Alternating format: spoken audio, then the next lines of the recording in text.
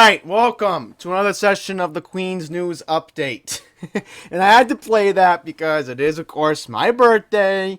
So this is going to be a very special birthday edition of the Queen's News Update. I hope to have this video up later tonight. So that's the intended goal, hopefully for 10 or 11 o'clock later tonight, because I still got things to do for my birthday. But needless to say, yes! I'm going to get into a lot this week. We have some news about the Glendale homeless shelter on Cooper Avenue. We're going to talk about some homeless people.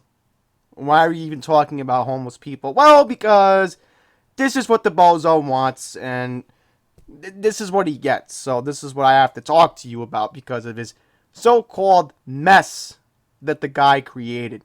And I'll mention something that I saw something online last week. I don't know what this article was from, but it said that he doesn't even want to enact new policies. So it just proves the point that I proved in my rant yesterday, was that the guy is a tall freak who just does nothing.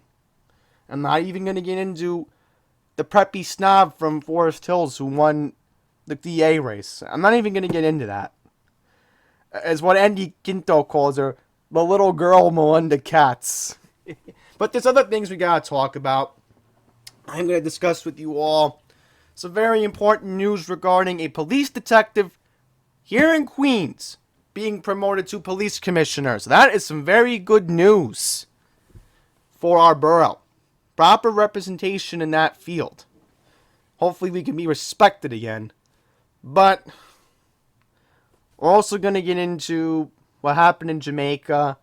There's some news on transportation, news on real estate, and some positive news regarding my Assemblywoman, ONeill Rosic, in Bayside, for our 9/11 memorial that we will get into at the end of the video. So without further ado, let's get into our first article. So very quickly, I just want to mention that we have 1, 2, 3, 4, 5, 6, 7, 8, 9, 10, 11, 12, 13, 14, 15 articles from Queens.com, QNS.com, the Queens Courier, and one from AM New York this week. Now, why am I reading an article from AM New York?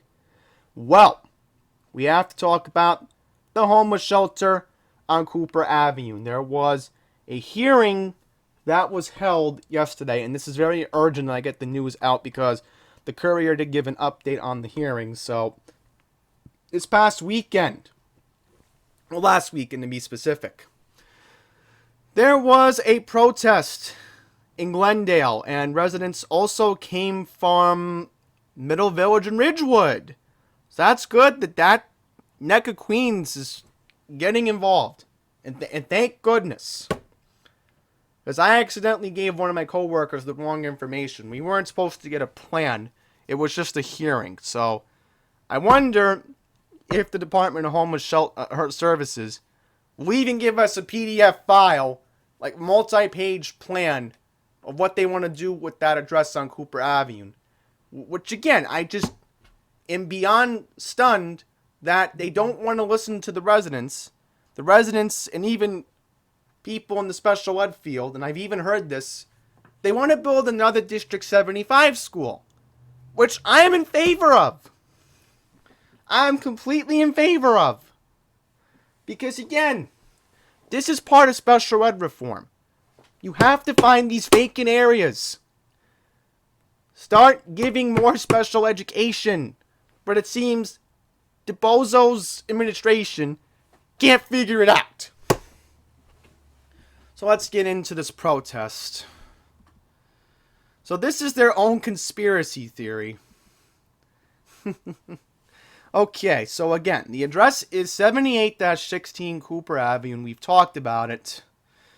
Local elected officials joined the Glendale Middle Village Coalition for a protest back on Saturday, November 2nd, outside the proposed site to remind New York City that the fight against the plan is far from over. So, pretty much, the protest took place on Cooper Avenue from the underpass between 74th and 79th Street.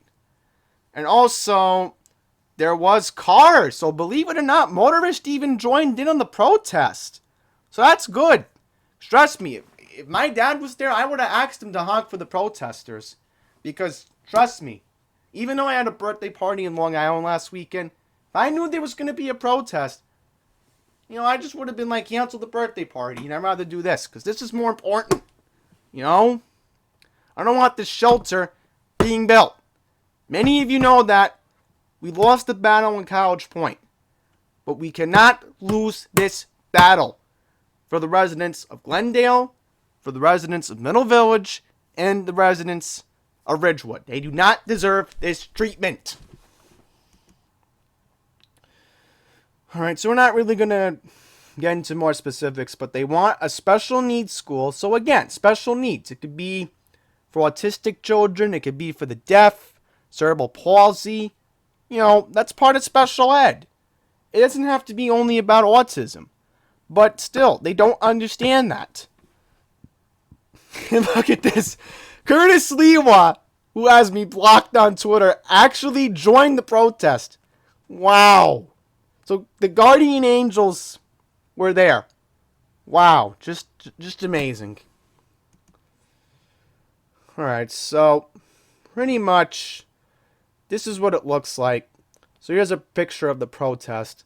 So apparently this came from the Queen's Courier. So wow. Alright, so specifics from de Blasio. De Blasio misled the public by waiting until August to give notice about their plans for the shelter while the property's owner, Michael Wilner, commenced construction on the site last summer to ready it for opening. Holden said he was lied to by Department of Homeless Services when they told him a year ago they were no longer considering the site as a homeless shelter.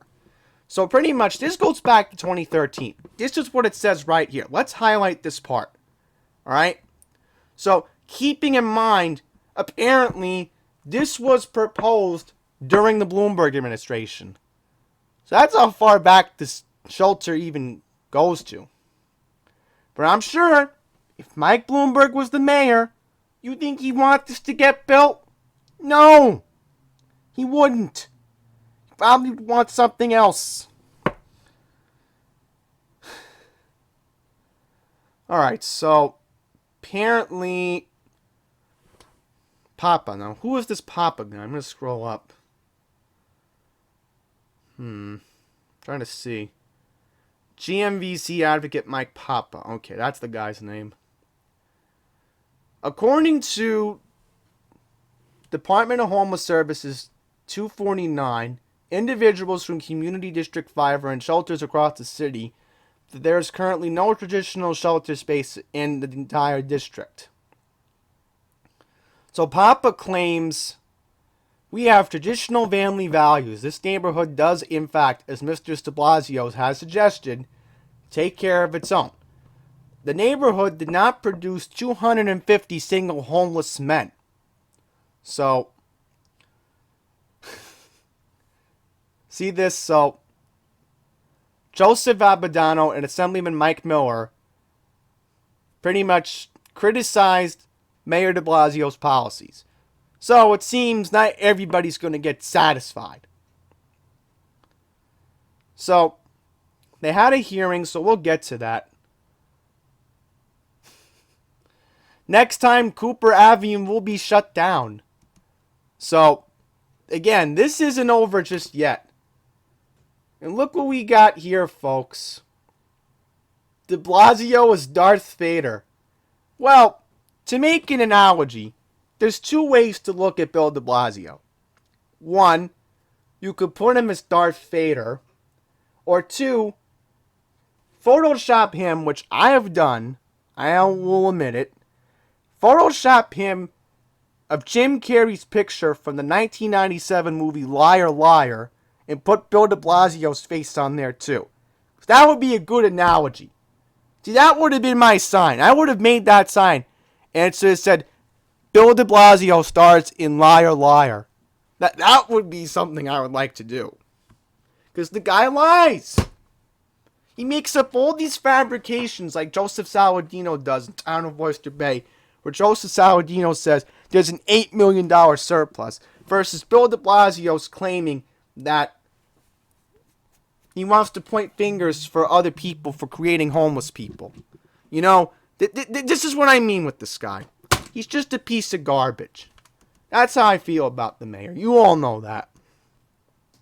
So now, we're going to get into Glendale neighbors argue against proposed shelter at public hearing. Now, this is going to really be interesting. This is going to be interesting how this all went down. Alright? So, let's read into it. Councilman Robin Holden joined Glendale residents to raise procedural and financial arguments at the proposed 78-16 Cooper Avenue shelter site at a public hearing the city held over a contract back on Thursday morning. So that was yesterday. The hearing provided an opportunity for the Department of Homeless Services to hear testimony from the community before the agency makes a final decision on whether to approve the 5-year, $61.8 million contract.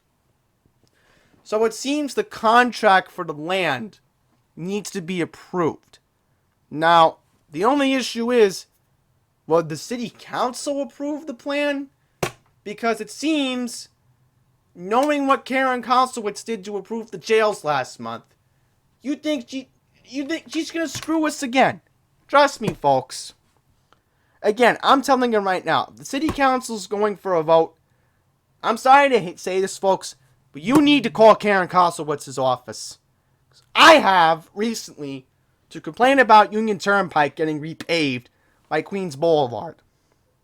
Alright? I asked her to speak with Commissioner Polly Trottenberg to get that road repaved because the stupid construction by the Kew Gardens interchange for the Interborough, Van Wyck, and the Grand Central meetup, they're still doing construction in that area. It's ridiculous. Alright, so not really going to get into any more, but you all get my point. So, again, this is just a hearing. I mean, I don't really want to get into any more of this. So, again, this is just in limbo. This is all just in limbo. Now let's talk about more homeless people. So let's talk about what happened in Elmhurst. Brooklyn man cuffed for stabbing man to death outside an East Elmhurst homeless shelter. A Brooklyn man was arrested for allegedly stabbing another man to death outside of an East Elmhurst homeless shelter, authorities say.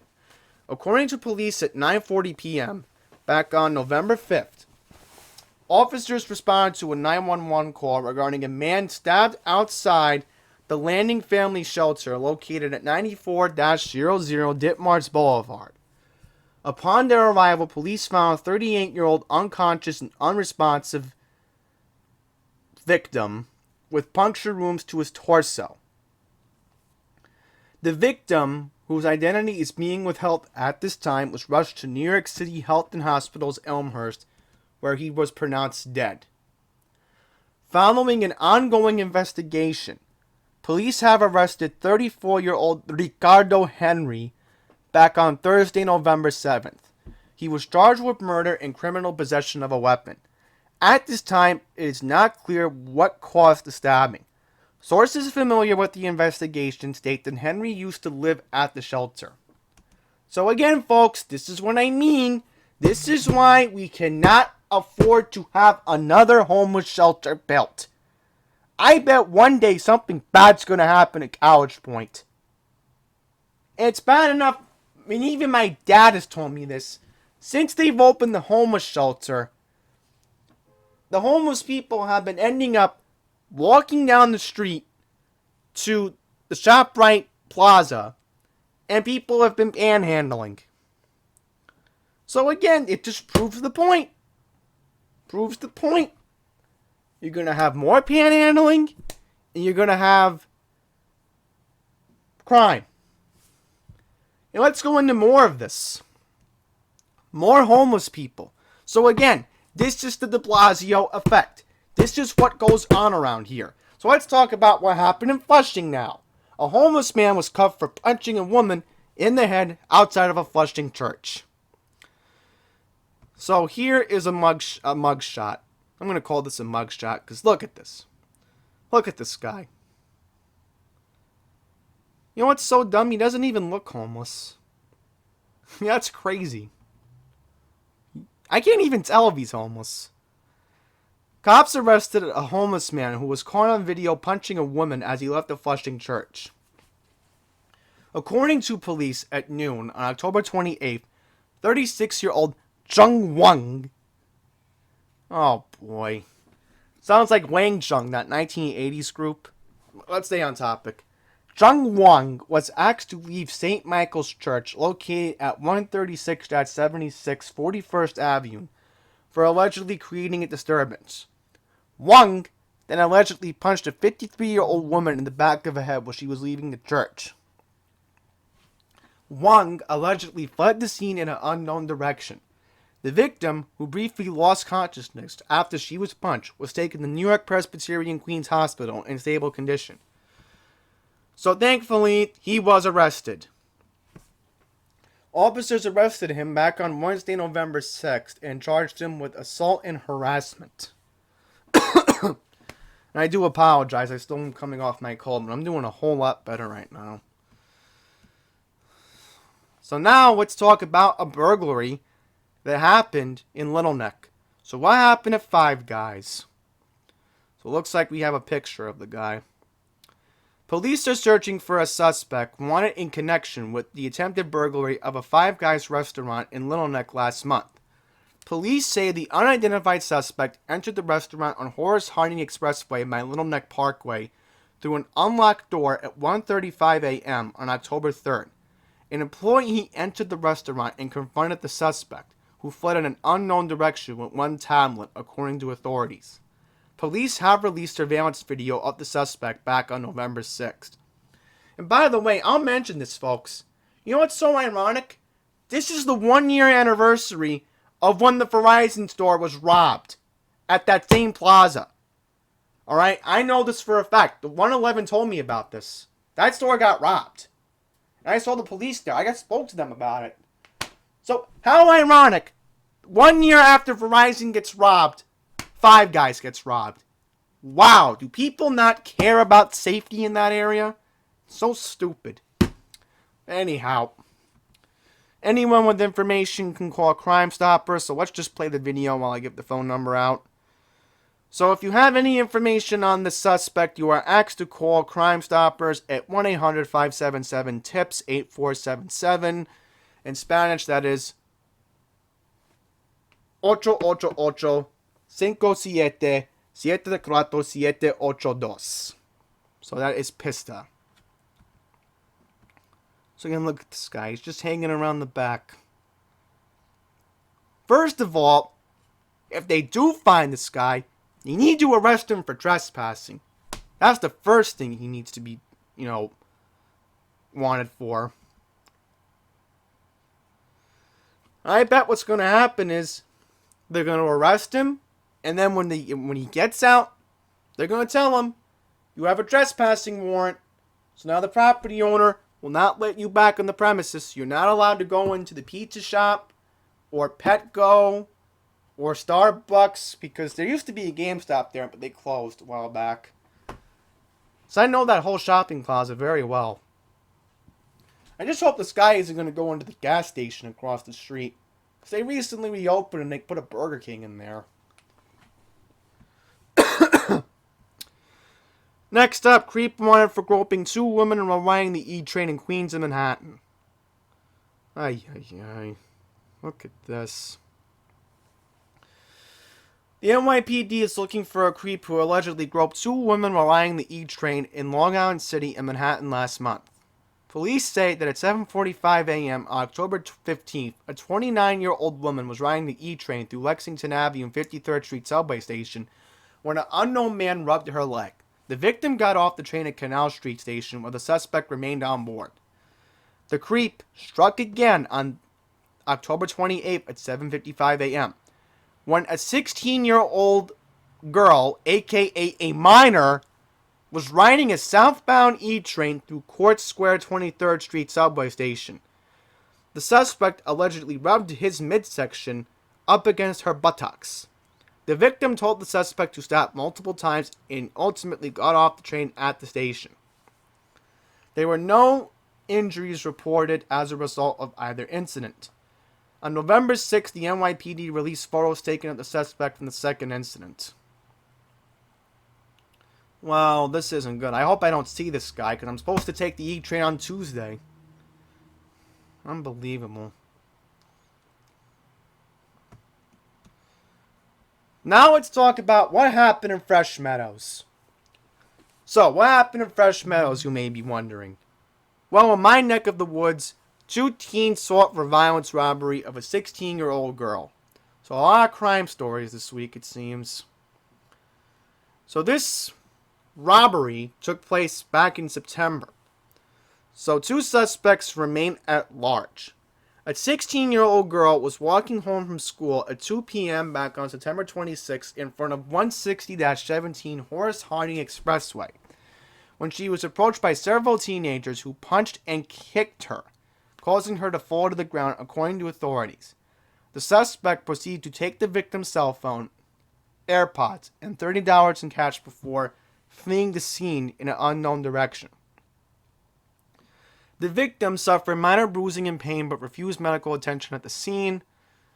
Following an ongoing investigation, and police arrested 2 teenagers, the 15-year-old boy and a 16-year-old girl, in October and charged them with assault and robbery. Their identities are being withheld due to their age. So now they're looking for a couple remaining suspects. November 4th, police released images of the remaining suspects, identified as a male and a female. Okay, so there we go. Now we're going to get to some unfortunate news that took place right in front of the Q30, Q31 bus stop at Suffern Boulevard and Archer Avenue in Jamaica. So, to give you an idea of this area, this is located right by the Long Island Railroad building. And guess who's upstairs, folks? That's right, President Philip Ang's office. Who, by the way, I did see him on Monday. And he's doing alright. I think everybody knows that. The driver who ran down a woman with a stolen car in Jamaica remains at large after fleeing the scene on foot, according to the NYPD. Police responded to a 911 call at 9:15 p.m. back on November 5th regarding a pedestrian struck in the vicinity of Suffern Boulevard and Archer Avenue. Upon their arrival, officers discovered a 60-year-old woman lying on the roadway with severe head trauma. EMS rushed the victim to Jamaica Hospital, where she was pronounced dead. Her identity is being withheld pending family notification. So pretty much very unfortunate ending. And I did see on Channel 7 that there were a lot of people trying to get this woman off the car. Now, I will get into a Hyundai Sonata, and I am pretty familiar with this car, so I will show you what it looks like. Okay, let's see. So this is a Hyundai Sonata. So the reason why I am familiar with this car is I had a job coach. Our school gave him a 2007 model. And this is what the car pretty much looked like, the same through a majority of the time that Hyundai made the car like this. And I was thinking, this car isn't that heavy. So they could have lifted the car off the woman, but apparently that wasn't the case. I do apologize, folks. Not going to be able to pick that up right now. Alright, so, preliminary investigation found the driver of a 2009 Hyundai Sonata, which police confirmed was reported stolen, was heading southbound on Suffern Boulevard. As the car approached Archer Avenue, the victim, who was attempting to cross the street, was hit by the vehicle. The driver then left the vehicle and fled the scene on foot. Now, what Channel 7 did confirm was that the suspect ran into the McDonald's right up the street on Suffern Boulevard, but then people knew who he was, and he just ran up along Suffern Boulevard, and he just disappeared. That's what they were able to confirm, according to WABC television. Alright, so sources familiar said a man who was found near the scene was questioned. Alright, no arrests have been made. So if anybody knows anything, 1-800-577-TIPS, 8477. Just want to quickly repeat the number again. Now, unfortunately, we've also had another incident of a vehicle hitting and killing another person, this time in Middle Village. So, 2 seniors this week, 1 female and 1 male. So how unfortunate. So where did this happen in Middle Village? Alright, so 67th Drive and 73rd Place. So this happened back at... Okay, so police responded to a 911 call at 8:37 a.m. on November 6th regarding a pedestrian struck at the intersection of 67th Drive and 73rd Place. Upon their arrival, officers from the 104th Precinct responded. They found 83-year-old Ming Nung Jen unconscious and unresponsive with head trauma throughout his body. So, pretty much, he was crossing the street with his wife. A old school bus driver operated by a 56-year-old woman made a left turn and struck the man. The man was taken to the hospital, pronounced dead. Alright, so this is just shocking, you know. And keeping in mind, all under 24 hours. So, think about this. The first incident in Jamaica happened at 9 p.m. Tuesday night. Then Wednesday morning, this all happened under 12 hours. In 2 different parts of the borough. You can't make this stuff up. This is just crazy. I'm not even going to get into that much, so I don't want to get into real estate. So I do want to get into this. So it's going to have to be shrunk down because I do have to take care of something. I did want to read more, but I do have to take care of something in just a second. I just realized I'm short for time, so... Results of LaGuardia AirTrain community study show most residents are against the project.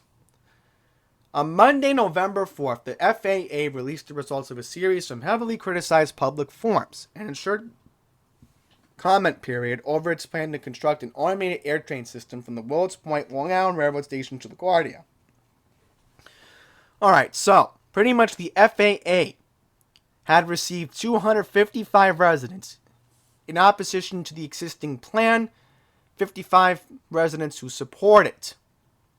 The criticism ranged from the process from the agency choosing its environmental study to how the proposed plan would cater towards more affluent communities without benefiting local residents. The most popular subtopic of the responses was the 7 line. A total of 185 residents complained about the 7 train problems with capacity, overcrowding, and deteriorating infrastructure.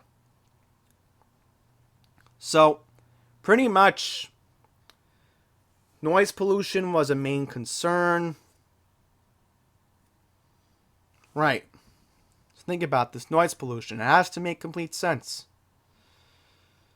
So, this is what it would look like. And I'm not even going to get into the other plans right now because it's just a bigger headache. So, they want to do it from Astoria Ditmars Boulevard, which I think this would make more sense.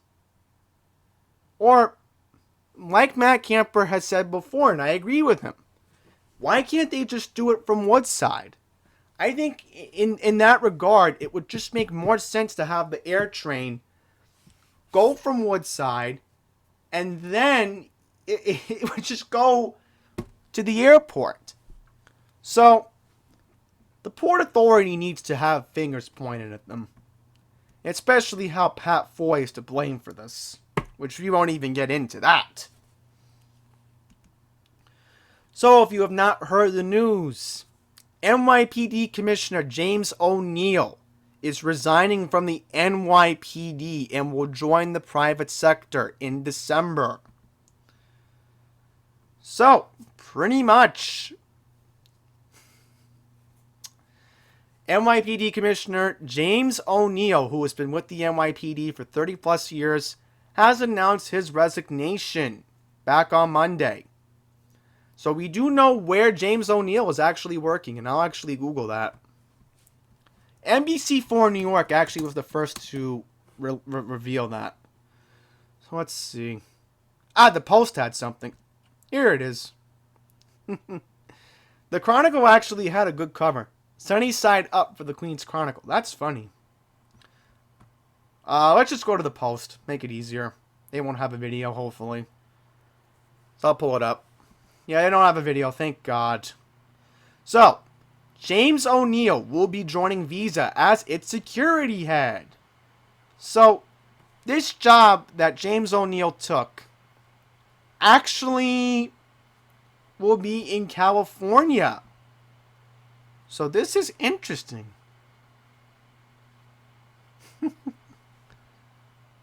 So, makes complete sense.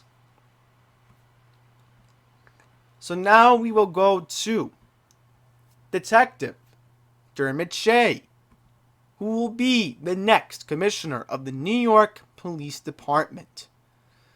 So, Dermot Shay, the current chief of detectives, will be the next commissioner of the NYPD starting on December 4th. James ONeill, on December 1st, will officially start his new job at Visa, the credit card company, as the head of security. So, born and raised in a one-bedroom apartment in Sunnyside with Irish immigrant parents and 4 siblings, Detective Shay began his service as a police officer in 1991 when New York City faced more than 2,000 murders, and he worked his way up to become chief of detectives.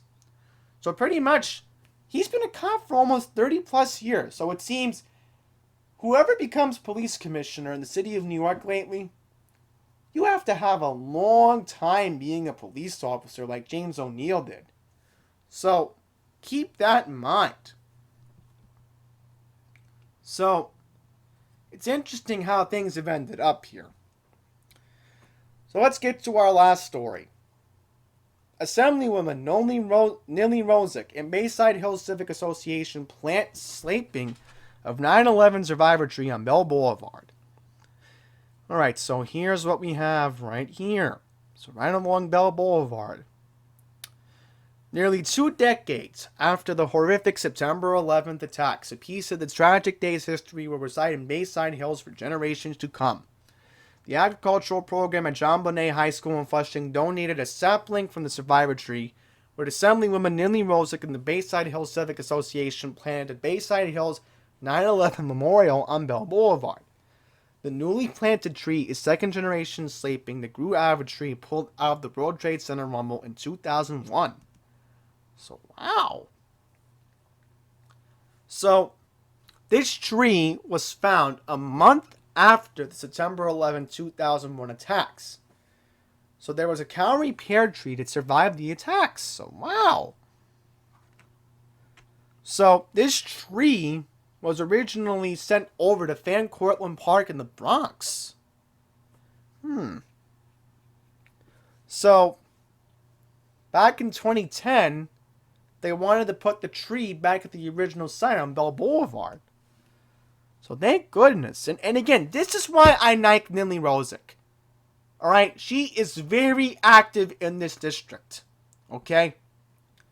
She's one of the few Democrats who I actually support. So, thank goodness we have people like her who represent us here in Fresh Meadows. And especially now, I didn't even realize she represents Bayside Hills. Alright, so with that, we're going to wrap up this week's edition of the Queen's News Update. Once again, uploading on my birthday. So, quickly before I wrap this up, thank you to everybody online who has wished me a very happy birthday. Means the world to me. So, with that, thank you all for watching. Until the next one, please take care.